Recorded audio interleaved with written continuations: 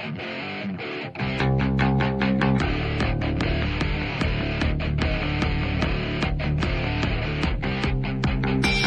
lies and buying time, killing people next in line. Lower classes, social slime, they don't matter. Genocide, sick from water, sick from air. Making money, they don't care. Caesar shit, force of air. Fuck them back, it's only for they war.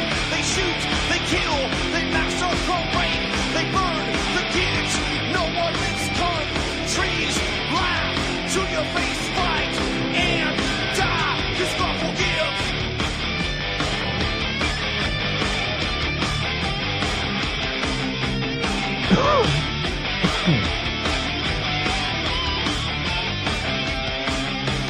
Selling lies and buying time, killing people next in line. Lower classes, social side, they don't matter. Genocide, sick from water, sick from air. Making money, they don't care. See the shit, force of air. Fuck them back, that's only fair. They bomb, they shoot, they kill, they massacre, rape.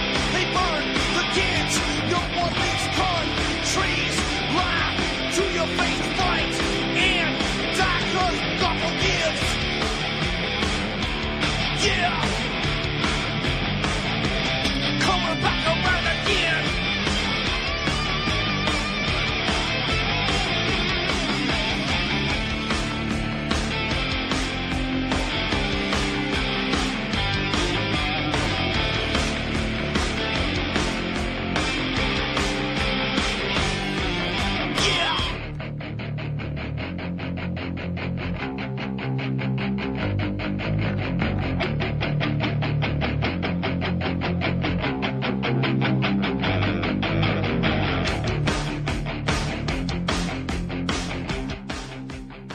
Welcome to the show. I'm your host, Ron Stevens. The show is called Rock the Boat, and we're broadcasting live right here on UCY.TV.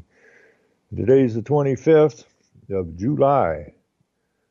We're heading for fall here pretty quick, but not heading for a fall, but just fall. Anyways, tonight's show is brought to you by non-government approved Moo Juice, the juice of a nation.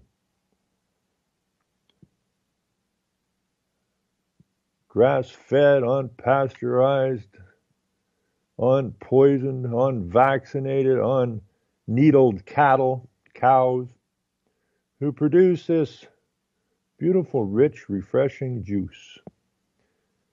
And someday, hopefully, everyone in this nation can enjoy it. Till then, keep drinking that poison. Me, non-government approved Moo Juice.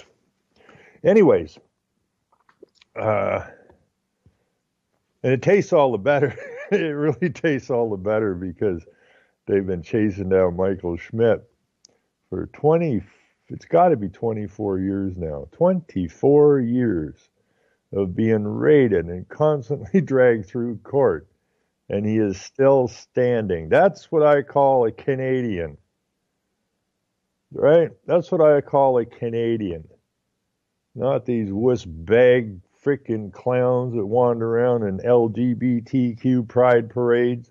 Not a feminist Tinkerbell Trudeau Prime Minister puppet of the globalist, the spawn of his father, who was a communist, member of the Club of Rome, Jesuit trained. What more could we expect from this clown that we have now? About exactly what we're getting. What really bothers me is I post stuff, in that Facebook thing, and it's amazing because they haven't shut me down for a while. They were shutting me down on a regular freaking basis there for quite a while. But now, not so much. Although I think they're removing some of my posts. But they're not shutting me down, so that's cool. But, they have all these little faces, or these little things you can put up, likes and hearts and laughs and anger and all this kind of stuff on Facebook. But there's one that really irritates me, and it's one with tears. And I'm seeing way too many people putting tears on my posts. saying stuff like, well, I guess this country's screwed now. That really irritates the hell out of me. If you hang out on my Facebook, no more tears. I don't want to see no more freaking tears. I want to see some men and women standing their ground. And don't tell me it ain't possible. Michael's been standing it basically on his own for 24 friggin' years. Now, if the rest of you stood up, we'd get it solved real quick. And I'm not just talking about the problem with real food. I'm talking about all the other problems we have in this nation, and they are aplenty and growing by the day. Anyways, I'm pretty happy today, and I want to put a special thank you to that big rubber duck who's on UCY TV all the time, and I guess he was listening to Shawley's show Sunday, maybe. And Shawley had Simon Roach on, or I don't know, Rock Roach, whatever, from South Africa on his show. I believe it was Sunday.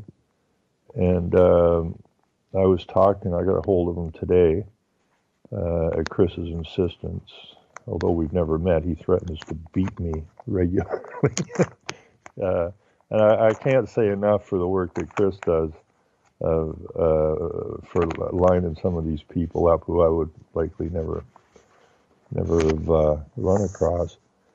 And so we hooked up with Simon today and had a really, really nice conversation with him. He's touring the States, and he's going to be my guest on August the 5th on Revolution Radio. 10 till midnight, but it's also broadcast over here to UCY.tv, so I'm very much looking forward to that. And next Saturday night, we have Jason Lamont coming on, who I believe got the first Medal of Valor for saving some of his troops over in Afghanistan. And through Chris, I had the privilege of speaking with Jason briefly, and he's still a young man. He's still, I think, in his 30s, and he's reaching out to the military in general and the veterans, I think. And this seems like what Simon's kind of doing, although they're building, according to what I've been reading, they're building a non-civil armed forces or militia, whatever you want to call it. Because obviously the government forces are not on the side of the people. And I think that's the same kind of thing Jason's trying to do, is convince the military that there's going to be a point where you're going to have to make a serious decision. The people or the government. So, like Simon believes the same thing. We should be able to do this without too much violence, and I think that's the whole point of what they're doing. They want us, and it's the truth, they want us to get violent because that gives them the authority to unleash hell upon us, and we don't want to go there, and we most definitely don't want to give them that go point, so to speak. Now, I was just reading here a little bit. I'll throw this in the post or in the chat. Now you can look up Simon Roche, R-O-C-H-E. You can just look up Simon Roche, and you will find a whole bunch of stuff. He's been doing an awful lot of shows and meetings and conferences throughout the United States. And when I was talking to him today, he's impressed, which makes me happy. He's impressed with some of the groups he's spoken to at the number of people who are coming to these meetings compared to a couple of years ago, and is growing exponentially.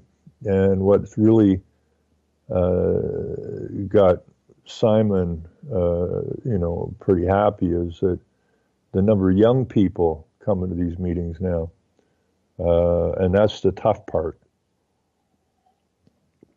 But he, like I, believes that the propaganda has basically run its course. It's not attaching itself to the youngest now. They're getting onto that.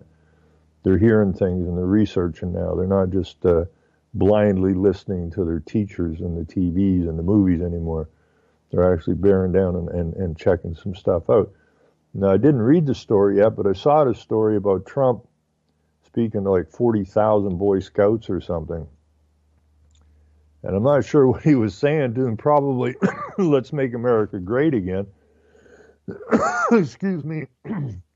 But apparently, from the little bit I read, which was very little, so don't hold me to it, but from what I did read, is that the Scouts are like, yo, let's go get them kind of thing.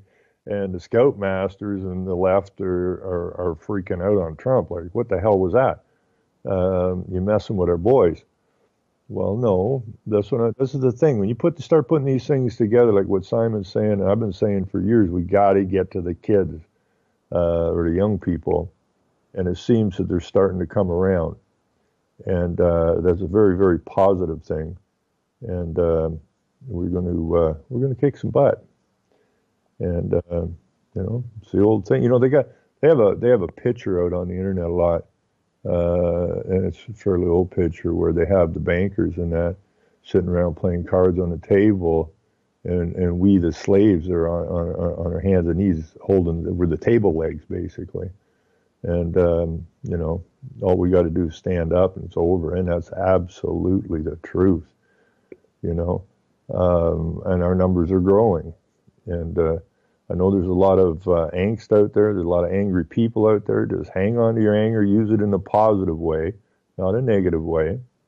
And we will rise to the occasion, and we'll get our nations back.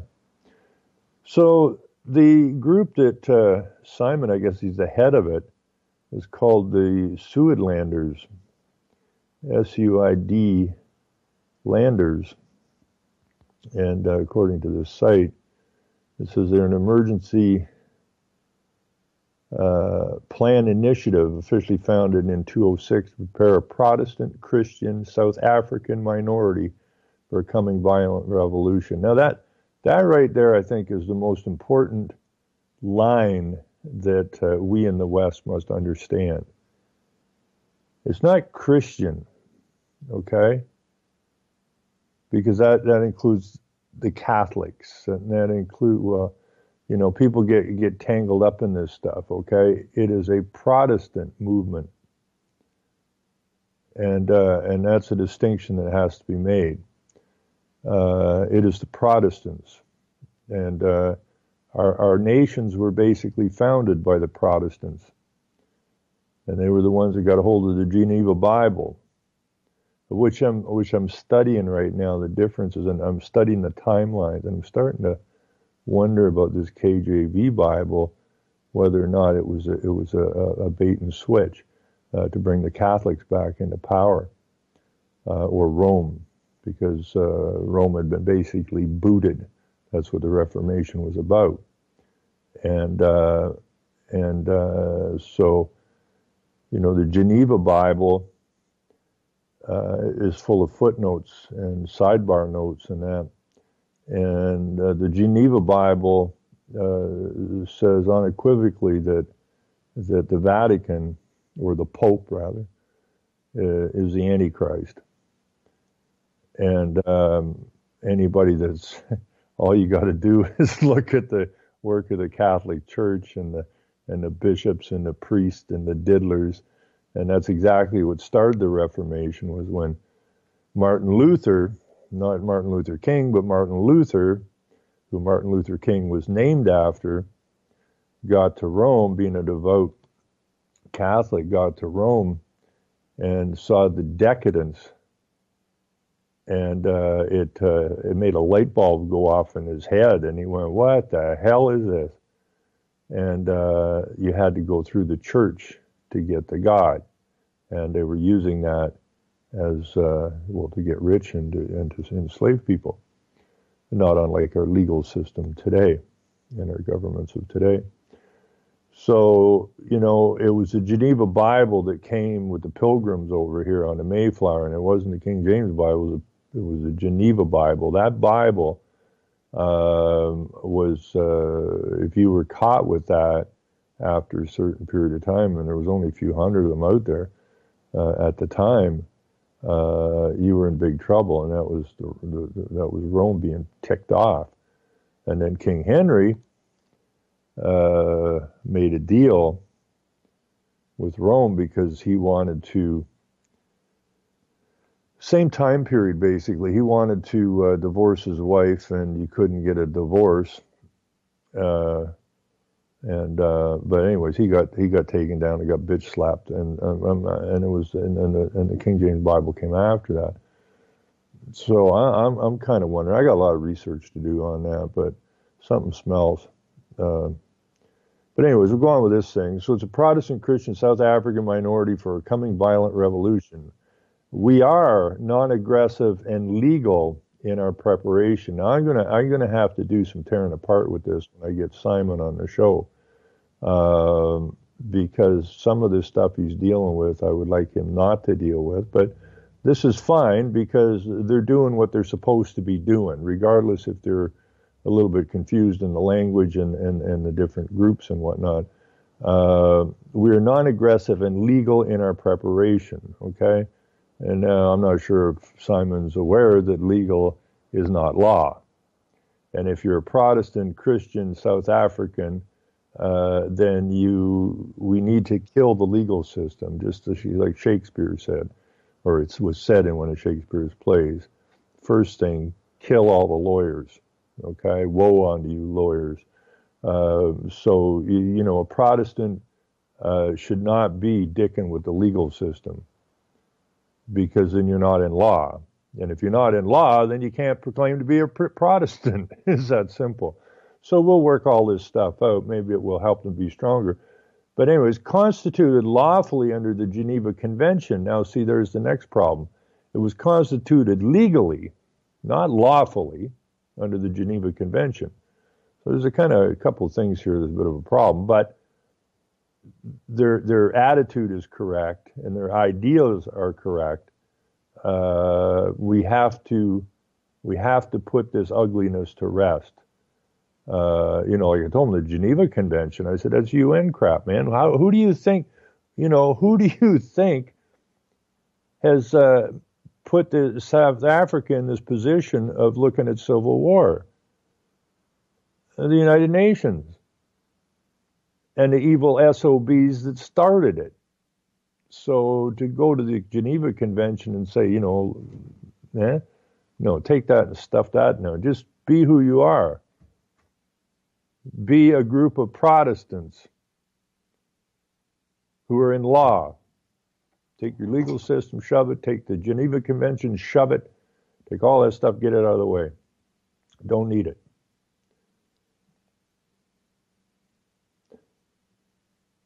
Anyways, this goes on. I guess this is the protocols 1 and 2 for the protection of non-combatant civilian Afrikaners, women, children, elderly, the non-able body in the event of a civil war. See the Geneva Convention. Well, see, these guys that set up these wars, they don't, first of all, they don't care about the women, children, the elderly, and the non-able body. Who they want in the war is the able body. They want the strongest, youngest men in the fight, because that's who they want to kill off. That's who they want to kill off. That's who they've been killing off in all these wars.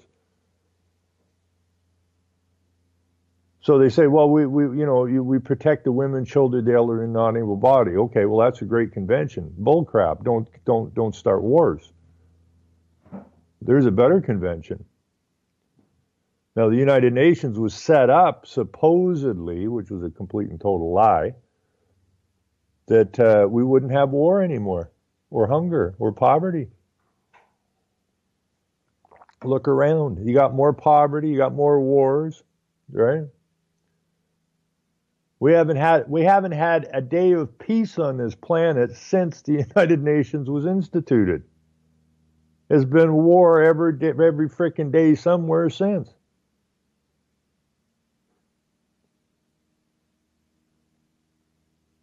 And we most certainly haven't eradicated poverty. So, we need to kill the UN. Killing the UN would be almost equal to the Reformation, which was the protest against the Catholics, is where Protestants came from. It was a protest against the Catholics or Rome. Then they did a pretty good job of knocking the feet out from under it for a while. But they weasels and they're slippery buggers, and they get back control of things. So, we need to do basically, you can basically look at the UN as the Vatican if you wish. They're just as evil. And even though the Vatican is not a member state, the Vatican has, what do they call that? Well, anyways, they're heavily involved in it, in every part of it. And they have a lot of power there. So in 2006, the signs were becoming clear that anarchy in South Africa was a real possibility. While most people ignore these warning signs, as we ignore the warning signs here in the West, we can see them, we can smell them, we can taste them, but we still manage to ignore them. Somebody else will fix it. While most people ignored these warning signs of the coming revolution, the Suidlanders started to prepare. Today, many ardent deniers have to admit that anarchy in South Africa is not only possible, but likely. So, this is what we're going to be talking about on August the 5th on Revolution Radio, also broadcast over here to USAY.TV. And this is the other problem. We still have this right-left thing going on here. It says we are primarily a Bible-believing Christian conservative group. Now, you can leave that out. It should say we are primarily a Bible-believing group of Christians. Duh. Finish the sentence. This right-left crap don't fly. At least don't fly with me. We call on our members to personally prepare for an emergency situation like major civil unrest. With the help of thousands of our members, we have prepared and identified extraction routes and safe areas where training capable members will become self-reliant and proficient to provide assistance and support to the inevitable flow of refugees during a crisis. Now, with all of what's going on, I'm just going to finish this one piece here anyways. Through experience, especially in Africa, we have learned that we cannot depend on international bodies to assist during a conflict. We intend to go through God's provision, help ourselves. We also believe in the words of a century-old prophet called Nicholas van Rensburg, who clearly warned the Boer of an impending civil conflict. We invite the international community to contact us so that we may work together in preparing to resist global persecution. Our main website, which is in Afrikaans, is Suidlanders.co.za. Welcome to the Suidlanders.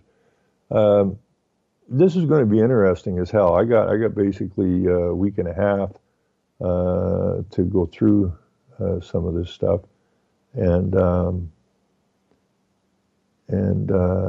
find this kind of almost ironic, right? We have the Geneva Convention, which is an international convention on war, and the wars are created by those who are the most evil. I just call them the Satanists. And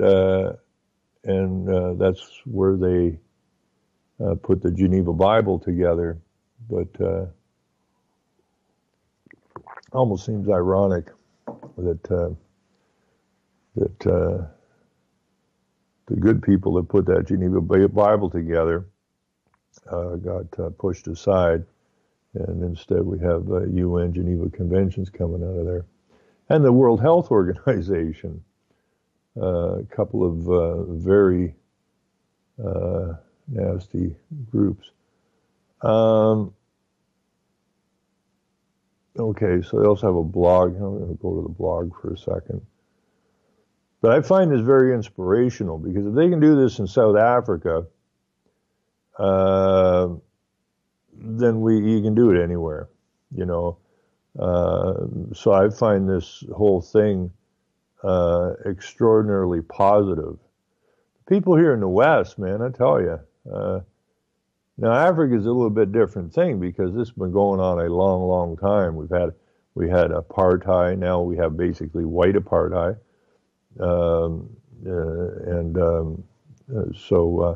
Anyways, there's an emergency plan here, the Geneva Convention, how to get involved. Now here, this looks like kind of slay those who insult Islam. Europe, you will pay, butcher those who mock Islam, behead those, yada, yada, yada, yada.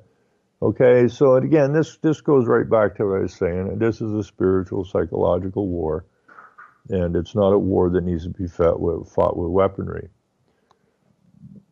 Now, I'm not saying don't be locked and loaded, okay?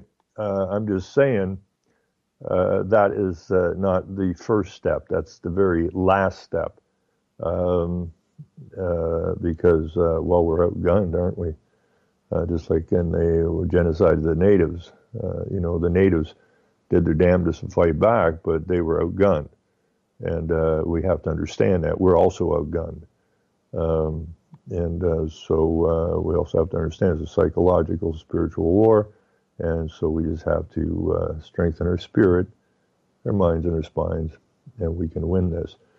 Anyways, I'm going to throw this in the chat, and I invite everyone to do as much research as you have time to do on this particular group, as I will be doing whenever I get time in the next week and a half. And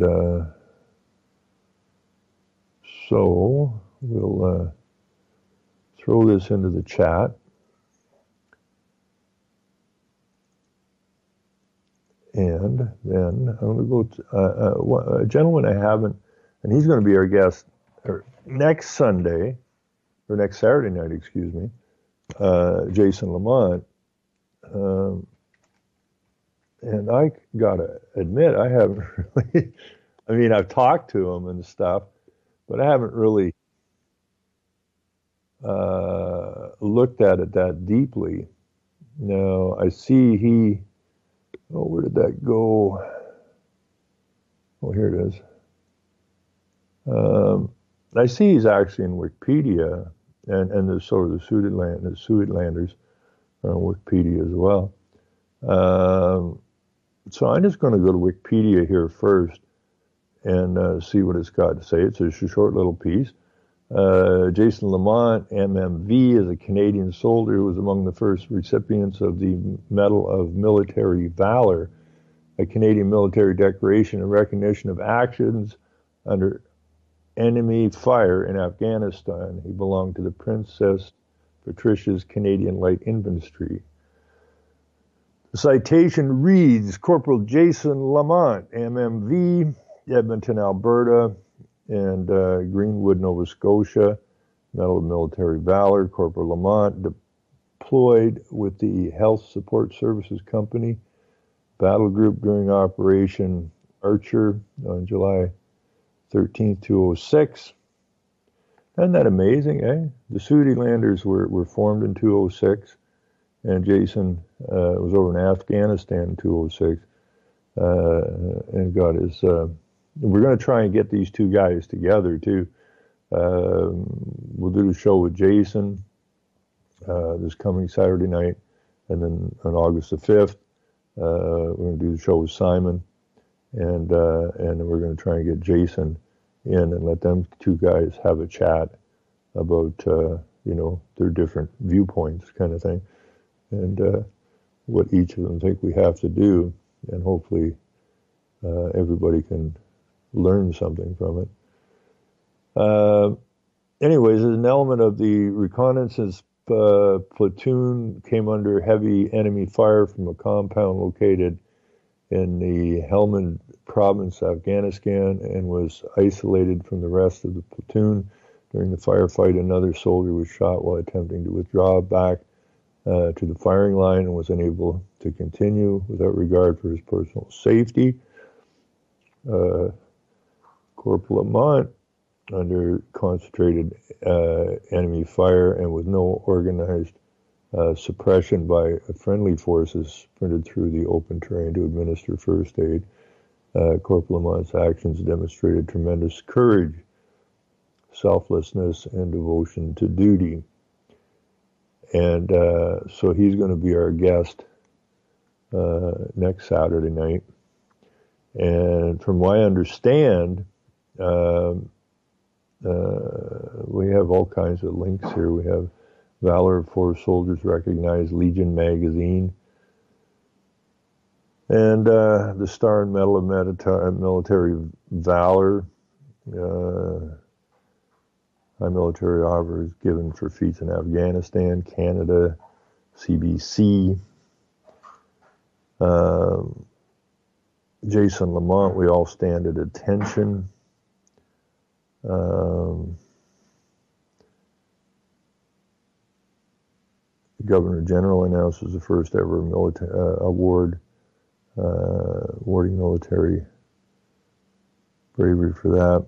National Post, yada, yada, yada. So there's a whole bunch of links here under Jason Lamont. I just want to hit this one. We all stand at attention and see what pops up here. International War Veterans Poetry Archives is what this took me to. At the time of writing this poem, Jason was a corporal with the Health Service and Support Company Task Force Orion. In Afghanistan, the medic received the Medal of Military Valor, Canada's third highest bravery award for running through the enemy fire to check on a wounded colleague when his unit was ambushed in Afghanistan. And we all stand at attention. This is a poem, and I don't like anything with the word international on it, so we'll see what this says. We all stand at attention, left arm stiff at our sides, body straight, tall and proud, right arm saluting in pride. Our fallen comrades are hoisted up to shoulder height. They lay carried by 8 of their brothers in arms. Then the bagpipes start to play. The music moves our souls with the spirit of the lost. All fours are slow, marched in succession, following 2 men with a cross. We struggle to fight the tears, the hurt inside starts to swell, our throats get choked up. I feel the need to yell. I'm going to pop that up a little bit. I can't see it. Why was it you and not me? The guilt I feel is so intense, but that question can never be answered. Death will never make sense. Tears now fill our eyes as the silver coffins are marched past. The Canadian flag drapes across them, flags that will forever be half-mast. We think about the battle, we think about their lives, we think about the memories, we pray for their families and wives. These soldiers fought for their country and paid the ultimate cost. They are brave and truly courageous, and their memory will never be lost. We know they've met St. Peter and are beyond heaven's pearly gates. They're at peace now from this hellish war and away from all this hate. Our arms snap to attention, and we taste our salty tears. We hurt so much for the loss of you. We wish you were still here. We bow our heads in one last prayer touch your caskets and say goodbye. We'll miss you also dearly, but we'll smile when we look up at the sky. We think of you often and how you've touched us all. We'll go and celebrate the lives you led and stay up until last call. We'll hold our glasses high and we'll cheers to your life and name, and we slam that shot down and smile because we know you're doing the same. And that's written by Jason Lamont. I didn't realize that. And that's quite the poem.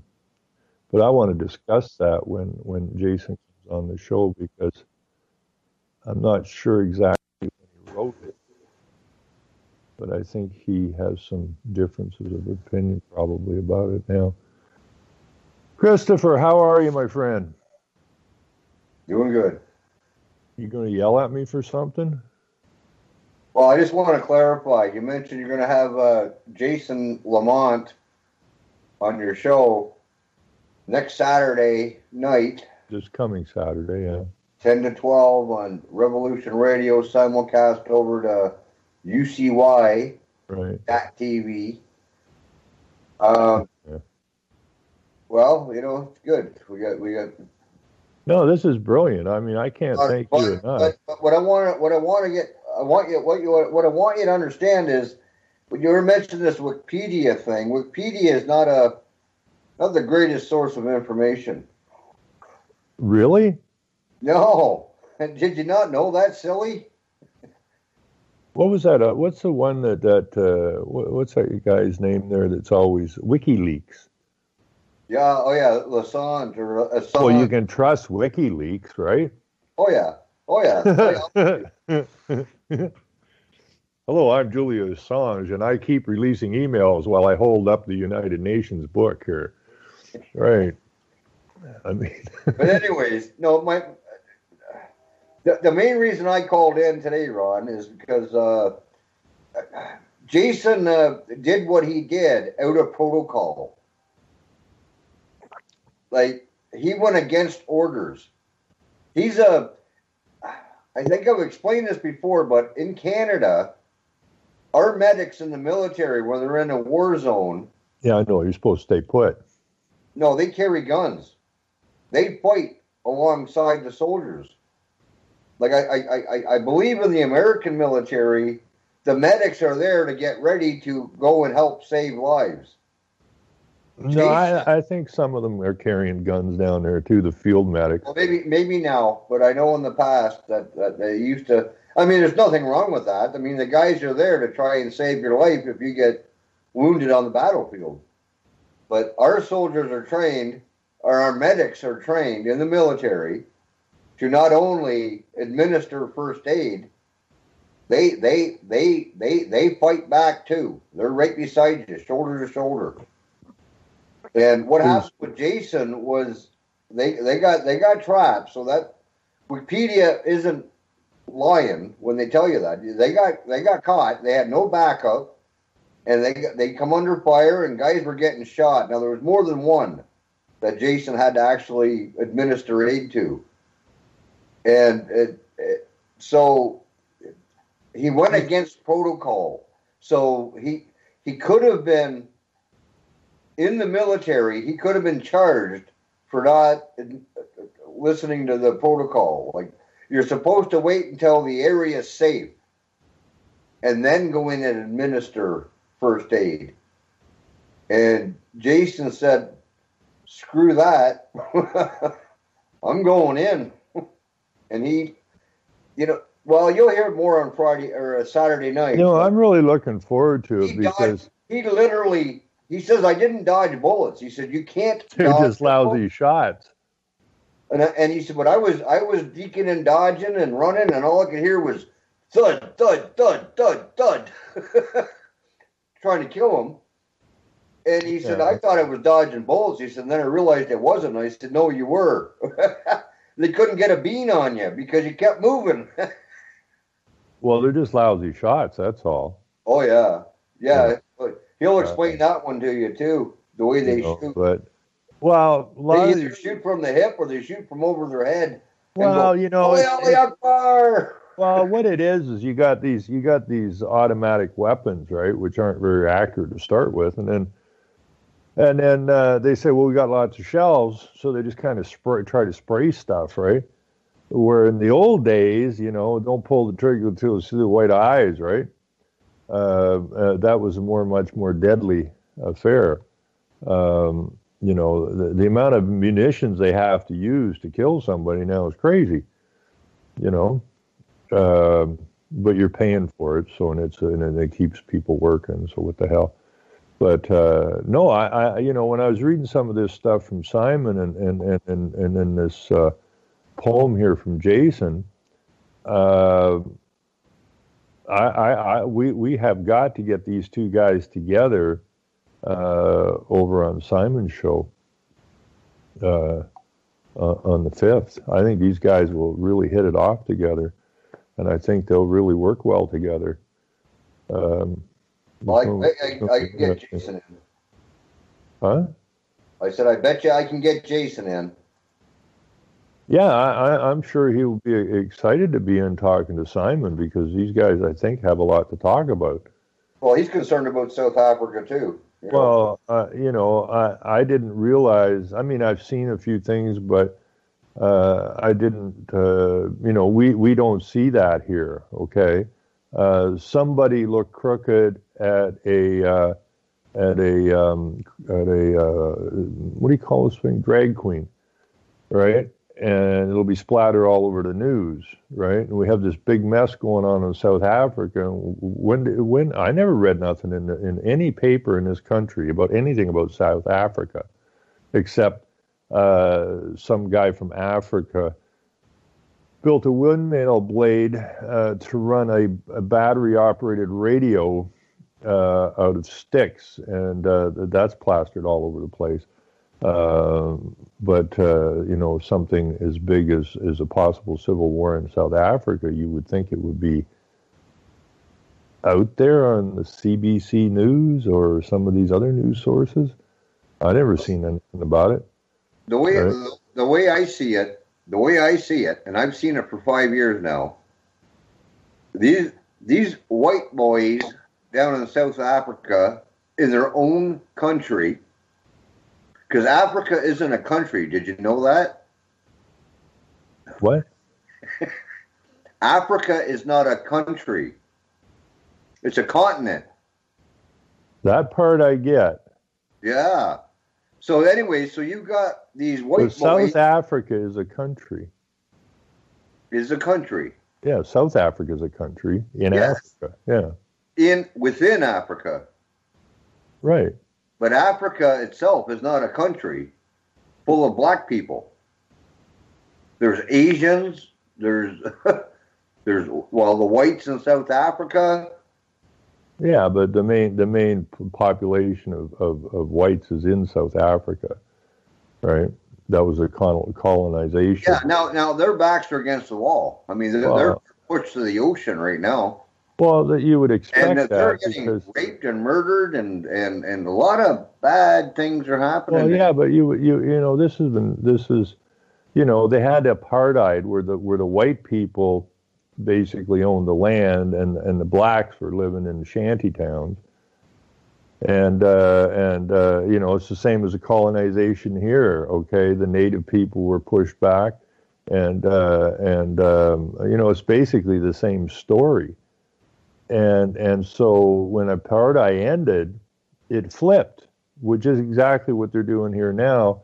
By they gave claim to the natives here of and it's all about causing friction between the two sections, and the two sections can't seem to understand that.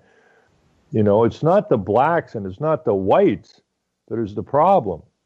It's not the fact that the whites colonized and the Aboriginals, which were the Africans, were pushed aside and looked down upon. Same thing happened here in North America. Okay, now they're switching it backwards. Okay, only to cause friction. They knew damn well when they ended apartheid that this was going to happen. Now we have white people living in the shanties, and the black people came in and took over the farms. Only they're saying, well, they don't know how to run the farm, right? So now we got all this friction that was created, and you know, it's the same thing I said about when the first settlers came to North America. They were dependent upon the natives, okay, and they got along fine. I mean, all kinds of settlers were marrying Indian or native women, and vice versa. It was getting along fine till the corporation pulled its stunt, which is exactly what's going on in South Africa. Really is not really a whole lot different than what's coming here, right? You know, and you know, we have the Black Lives Matter, you know, and they both, everybody's got the same problem. You know, we have this problem of black and white and native and white and yada yada yada, and then they come and drop that damn Muslim bomb in here, right, just to make the final stir of the pot to throw everything in total and complete disarray. No, this is all well planned out stuff. So it's not, you know, it's not the black people and it's not the white people of South Africa that are the problem. It's the administration. It's the puppet masters that are the problem. You know, and they're the ones that got to get taken down. You know, if we're going to build a gallows, we know who's going to go to the gallows, and they need to be wiped off this planet in every single country on this planet. Then we can get back to some peace. But this thing of him, this Protestant movement, he's bang on that one, right? And that's where we got to roll, and we're going to roll, and we're going to scare the living snot out of them, and they're going to run like chicken shits because that's what they are. Once they see themselves losing control, they're going to run. You know, they're not capable of taking care of themselves. I'll tell you that right now. Who? The blacks that are trying to genocide the whites are not. They're not. It's been proven. What do you mean it's been proven? I've got evidence to show you that some of the black communities are asking for the survivors of the ones that they've killed to come back to help fertilize their farmland because they have no clue what they're going to do with it. Oh, I know. You're talking about South Africa. Yes. Yeah. I already brought that up. Yeah. I mean that's a huge problem, right? But at the same token, at the same token, Chris, you have to understand that these are basically, you know, this idea of when the colonization started, you know, they sent people into. I mean, Africa had its own continent. The African people, while they weren't watching big screen TVs and stuff, they knew how to feed themselves. Okay, this idea, I mean, they may not know how to run a commercial farm, but see, this is the same thing they did with the natives, okay? They took away their society from them. The society that they had was working perfectly fine from them. Once it's been removed from them for several generations, they're lost. Okay, so there's no, it's an absolute sameness. Okay, the Native American people didn't live the way we lived, but that didn't make them incapable of looking after themselves. They were quite capable of looking after themselves, and so were the Africans quite capable of looking after themselves. But once the state takes the children and genocides the population, which is the death of their society, their norms, okay, and then you pitch them back in here, they don't know how to deal with it. Of course they don't know how to deal with it. But that doesn't mean that they're not capable of looking after themselves, because they were perfectly capable of looking after themselves before the corporations rolled in. And it's got nothing to do with white people. The white people were promised things. That's how they ended up in South Africa. That's how they ended up here, right? And that all we were used for was to people the land so they could claim them. So, you know, we, the white people, we got to get down off our haughty-toddy high seat, because we got used big time, and we should be extremely pissed about it. And so, you know, we can't be calling down other peoples because, oh, we're smart. If we were smart, we would. You know what, Ron? You know, you're calling us haughty toddies and whatever you just said, but you know, we're getting abused here in our own lands in Canada and the United States for being white by black people, and then now I'm trying to defend somebody from South Africa who's a white, and you're saying we got to get off our high horse. You're not getting it. You're not getting it, Chris. Well, it's like when I was talking to the two native guys over at the courthouse. They got it.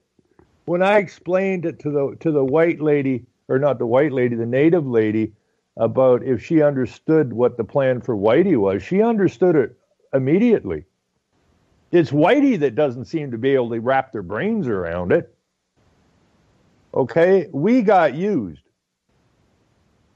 And now what they did to the South Africans, and what was done to the native people and the black people, okay, it's all being reversed now and flipped over.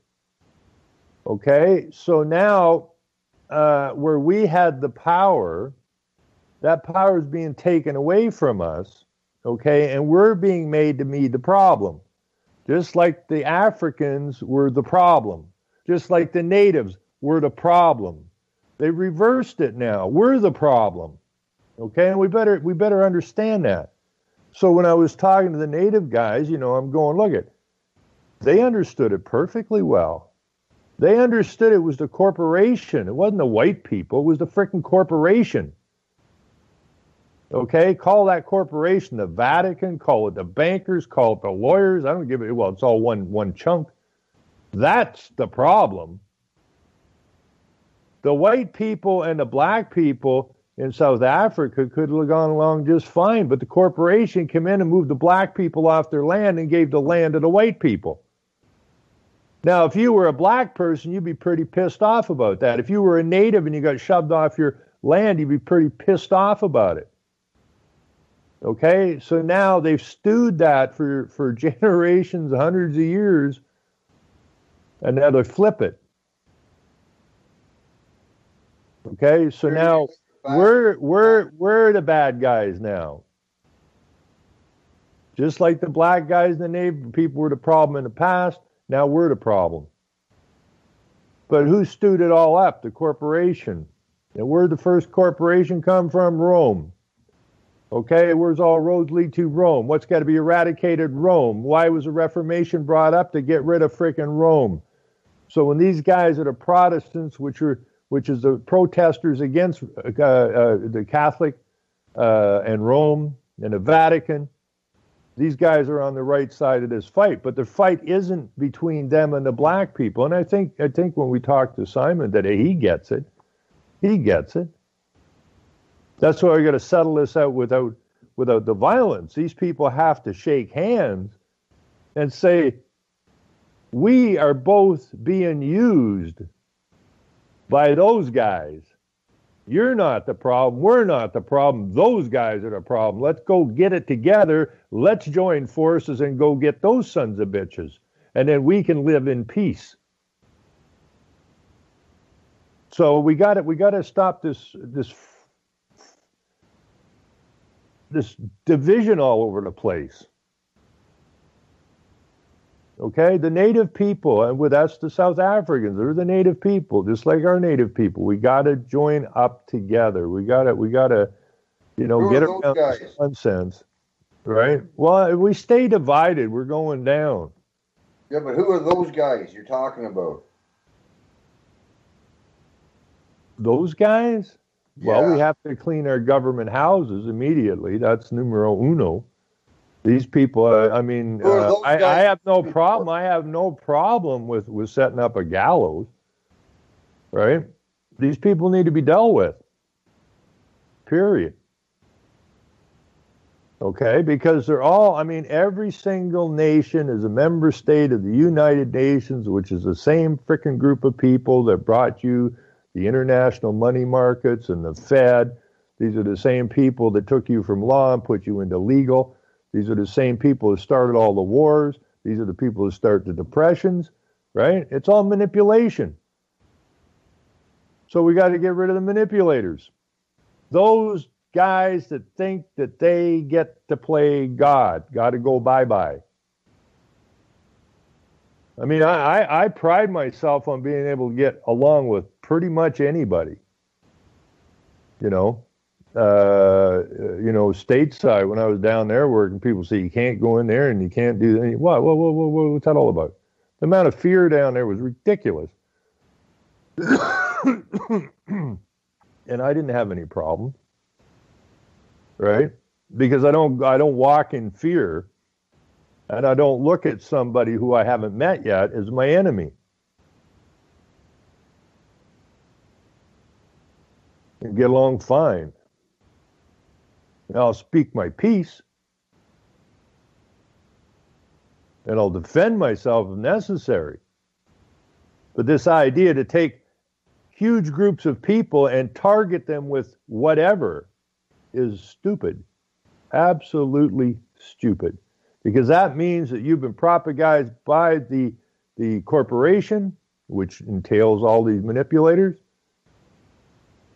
and they got the better of you. Because they convinced you that this guy, because of his color or where he lives or what neighborhood he lives in, is this, which is absolutely untrue. But that is how you keep the population divided against each other. That's how you give the power to these manipulators, these liars and these deceivers and these schemers. And we got to get over that crap, or we ain't ever going to accomplish anything. And once we get the people together, the next thing we have got to do is get rid of this damnable right and left. How can you be a conservative Christian versus a liberal Christian? How does that make any damn sense? As soon as you add a word to a word, you change the meaning of the word. So now we have a fight between left and right Christians, left and right political, right? It's all manipulation. So there can't be any right and left. There cannot be party system. Either the country is run by the people for the people, or it's being manipulated by somebody else, which are the people that start the right-left in order to keep you divided, because a divided nation cannot survive itself. They can't do it because you're always fighting. You can't make any sensible plans for your people. Jesus, all you got to do. Oh shit, we're out of time. Sorry about that. Anyways, we're back Thursday night, and then the next fall. Civilizing, buying time, killing people next in line. Lower classes, social slime, they don't matter. Genocide, sick from water, sick from air. Making money, they don't care. Caesar shit, force of air. Fuck them back, it's only for they war. They shoot, they kill, they master, corporate.